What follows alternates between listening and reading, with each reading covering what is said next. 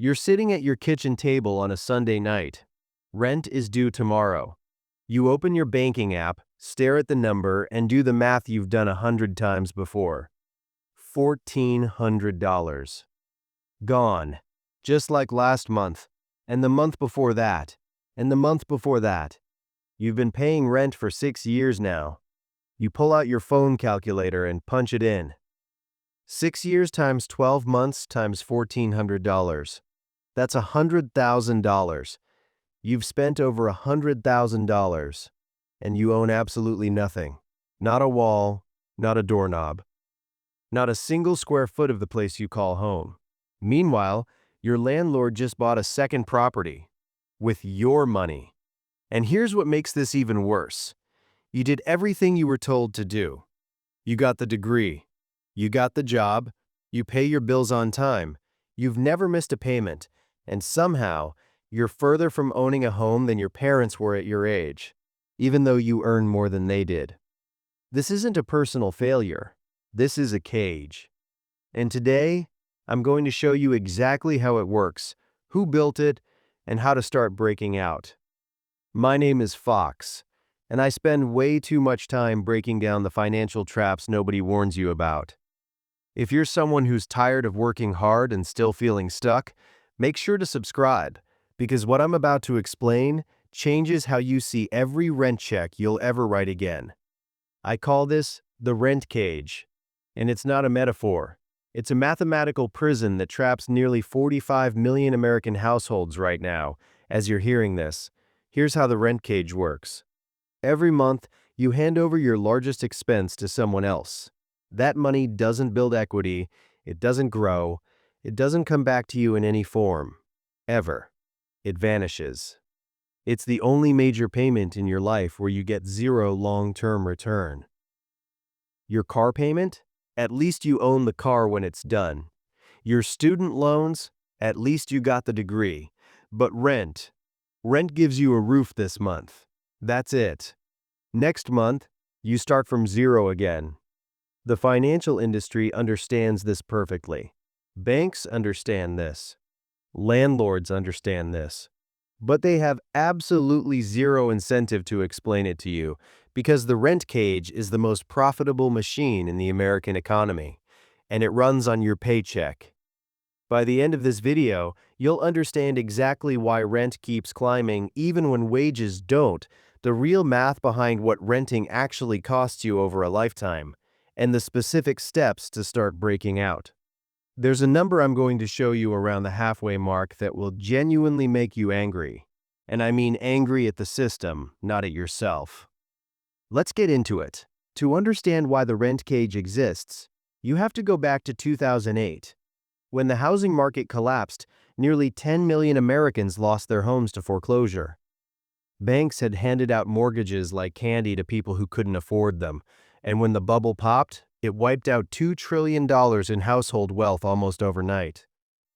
But here's what most people don't know about what happened next. While regular families were losing their homes, massive investment firms like Blackstone, Invitation Homes, and American Residential Properties started buying up foreclosed houses. Not one house, not 10 houses. Thousands. Tens of thousands. Blackstone alone spent over $10 billion buying single-family homes between 2012 and 2016. They became the largest landlord in American history. A Harvard Joint Center for Housing Studies report found that between 2006 and 2016, the number of renter-occupied households in the United States increased by about 9 million. This wasn't because people suddenly decided renting was cool. It's because millions of former homeowners got pushed into renting, and institutional investors gobbled up the affordable housing stock before regular buyers could recover. Let me put this in perspective. Imagine your neighbor loses their house in 2009. They're devastated. They start renting while they try to rebuild their credit. 3 years later, they're finally ready to buy again. They go looking for affordable homes in their old neighborhood. But those homes are already gone. Bought in cash, in bulk, by a corporation headquartered 2,000 miles away. And that corporation is now renting those same houses back to families like your neighbor. at a premium. That is not a free market functioning normally. That's an extraction machine. Dr. Matthew Desmond, a Princeton sociologist who won a Pulitzer Prize for his research on American housing, studied thousands of low-income renters across the country. His findings were devastating. In many American cities, low-income renters spend 70 to 80% of their income on housing, not 30%, which is what financial experts recommend. 70 to 80%. That leaves almost nothing for food, transportation, savings, or emergencies.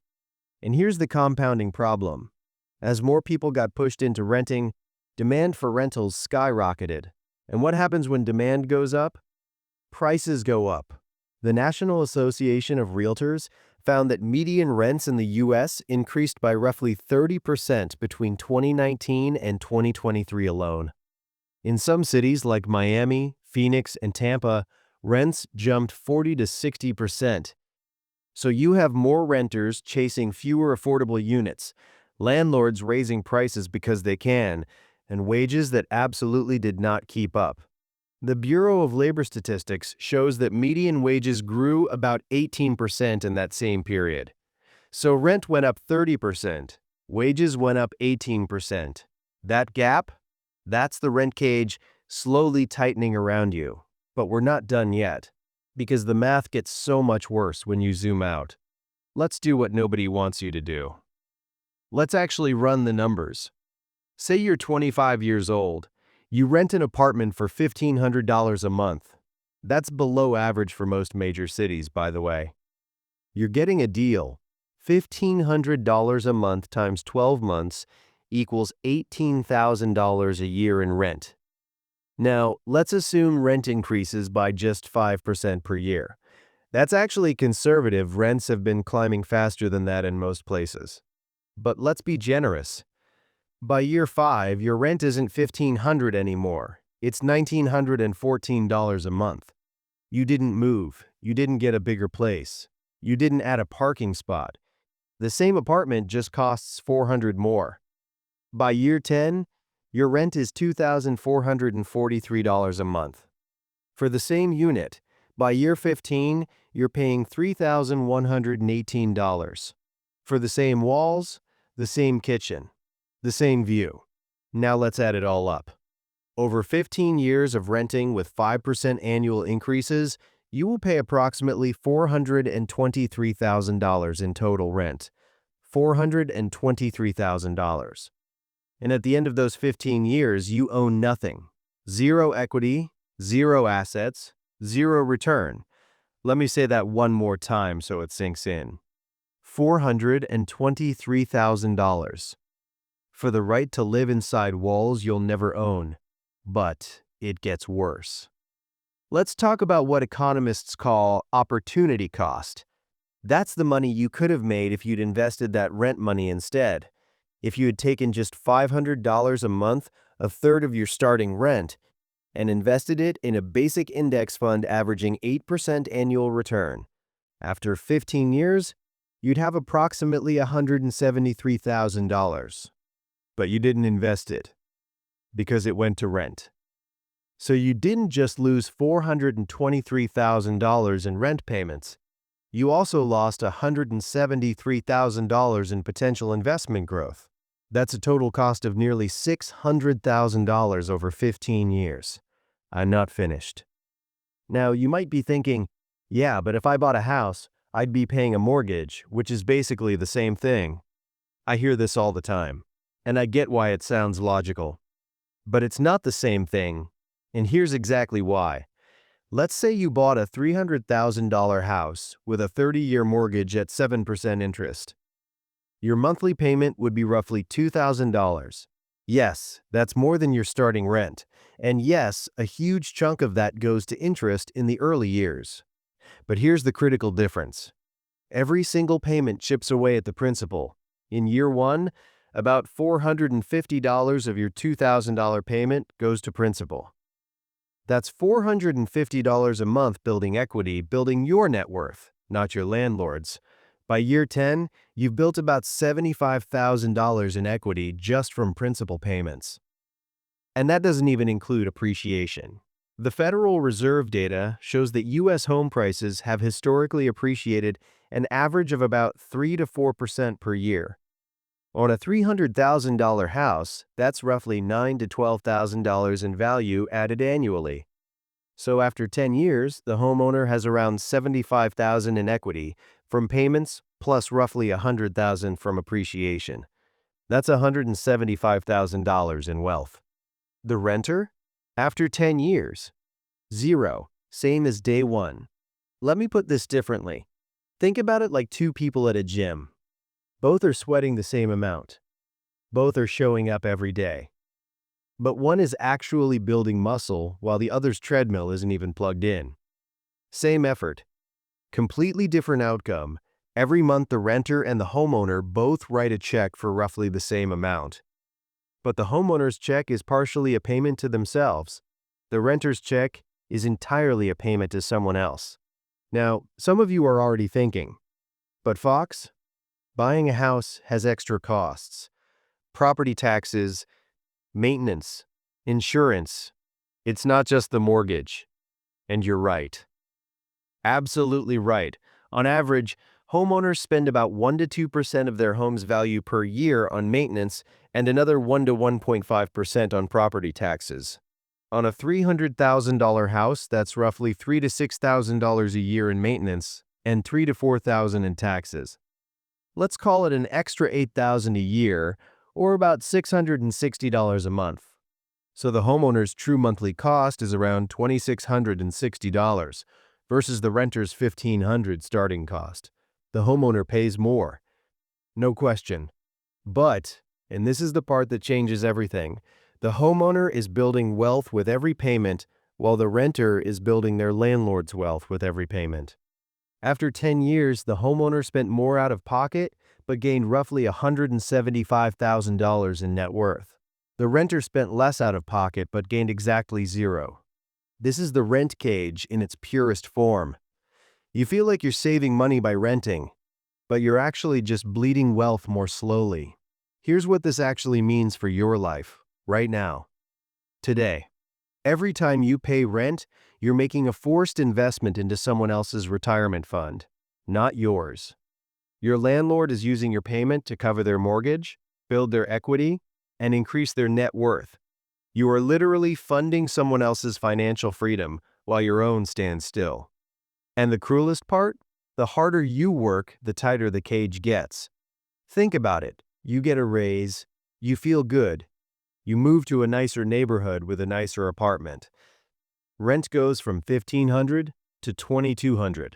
You're earning more, but you're trapped deeper because the gap between your rent and what you could save for a down payment just got wider. This is what I call the upgrade illusion. You feel like you're moving up. Better apartment, better address, better kitchen. Your Instagram looks better. Your friends are impressed. But financially, you're running on a treadmill. Your lifestyle inflated, but your net worth didn't move an inch. Actually, that's not right. It moved backwards because you're now spending more to build someone else's wealth faster. And let's talk about the psychological tax. Dr. Desmond's research found that housing instability, the constant fear of rent increases, lease non-renewals, and potential eviction creates chronic stress comparable to job loss. Renters experience higher rates of anxiety, depression, and even physical health problems directly linked to housing insecurity. You know that feeling on the 28th of every month? That low-grade dread when you know rent is about to drain your account? That's not just financial stress. That's the rent cage working exactly as designed. It keeps you anxious enough to keep working, too broke to leave, and too exhausted to figure out the math I just showed you. The system relies on you being too tired at the end of the day to sit down and actually calculate what renting is costing you over a decade. Now you know. But knowing isn't enough. Let's talk about what to actually do about it. Step 1. Calculate your rent cage number right now. Take your monthly rent, multiply it by 12, then multiply it by the number of years you've been renting. That's how much money you've handed to someone else with zero return. Write that number down, put it on your bathroom mirror. Let it motivate you every single morning. Step 2. This month, open a separate savings account and label it Cage Breaker. Set up an automatic transfer of at least 10% of your take-home pay into this account. If you earn $3,000 a month after taxes, that's $300. Don't touch it. This is your future down payment fund. Step 3. This quarter, look into first-time homebuyer programs in your state. Most people don't know these exist. FHA loans require as little as 3.5% down. Some state programs offer down payment assistance grants of $10,000 to $20,000 that you never have to pay back. USDA loans in rural and suburban areas require zero down payment. Zero. Step 4. Over the next 6 months, ruthlessly audit every subscription, convenience purchase, and lifestyle expense. The average American spends $475 a month on subscriptions and non-essential services. Even cutting $200 of that and redirecting it to your Cage Breaker account adds $2,400 a year to your down payment fund.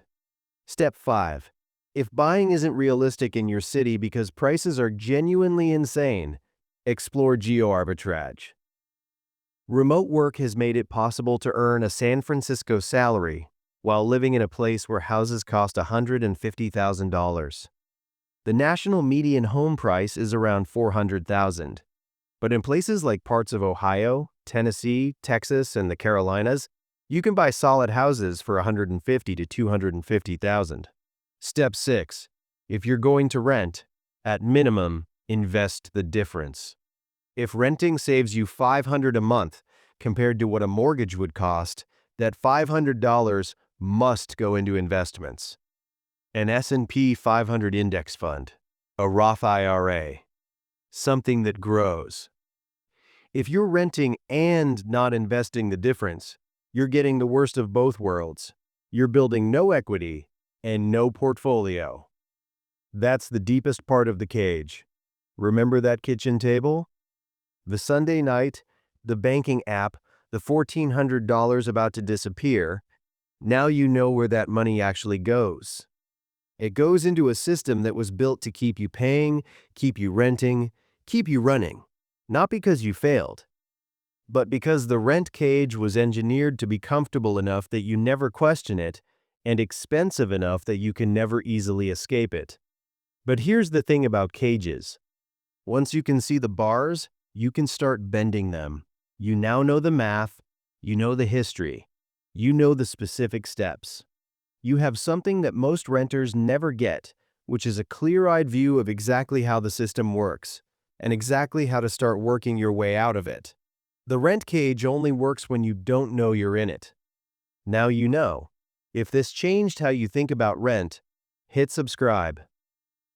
I break down the financial traps that nobody in your life is going to explain to you, the ones that are costing you thousands right now while you're not looking. I'll see you in the next one.